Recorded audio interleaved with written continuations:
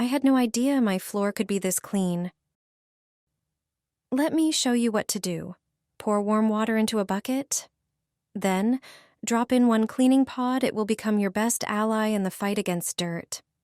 Add some scent beads so a pleasant, fresh aroma fills your home while you clean. Now, grab some vinegar and pour in about 1/4 cup. It's a natural disinfectant that also gives your floor a beautiful shine. Finally, add 3 tablespoons of baking soda to help remove tougher stains and refresh the surface. Once the mixture is ready, dip your mop in, let it soak well, then wring it out thoroughly next to the bucket. Now start mopping. You'll see how every stroke of the mop erases traces of daily mess, and your home begins to shine again. Now just pour out the water.